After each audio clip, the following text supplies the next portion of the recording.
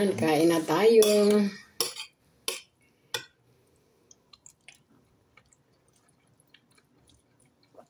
The time is 1 o'clock in the afternoon.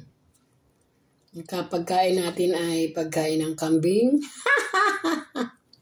Tayo ngayon dito ay kambing na rin sa Middle East. Relate ang mga kadama nito. Ang ating ulam ay gulay, talong, saka manok.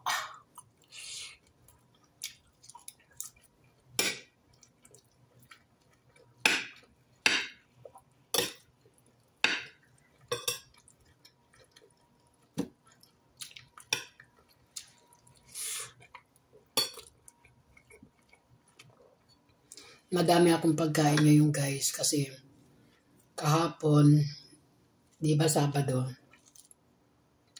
pinagluto ako ni Amo ng manok na may gulay. Alain nyo bang hindi kumain lahat? So pagka ganun hindi kumain lahat, maraming tira. Yung tira na yun, matik na si Ilma ang uubos nun.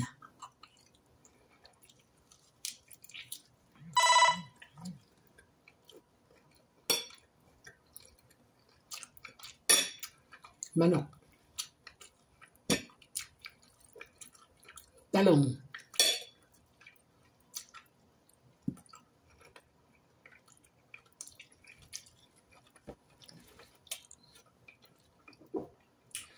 yun ang kasarapan dito guys. Pag hindi sila kumain at sa labas sila kumain, ako ang uubos ng pagkain o kaya yung driver namin. Bibili ni Madam.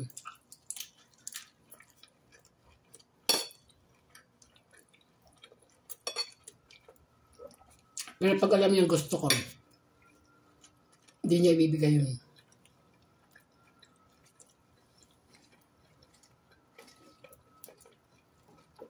Kasi pag gusto kong pagkain, tinatabi ka dito sa kusina. Di ko iniiwanan doon sa loob ng bahay. Sa isang refrigerator doon. Kasi yun, pag kinaikal ng amo ko yun, matik yun. Bibigay niya sa driver yun din ang pagkain doon.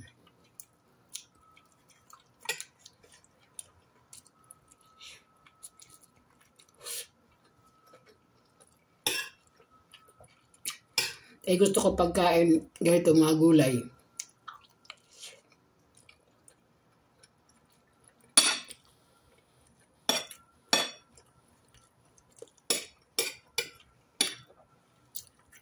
Alam na rin ng amo ko yun na yun ang gusto ko, mga paborito ko yung gulay. Hindi naman kung gaano kalalaki yung mga sahog sa gulay. Manok.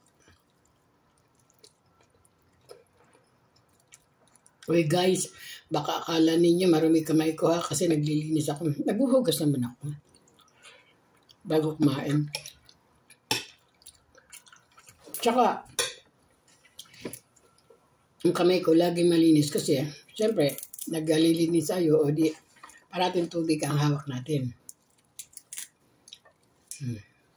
Diba? Ito kasi bukod sa masustansya na pantanggal ng umay.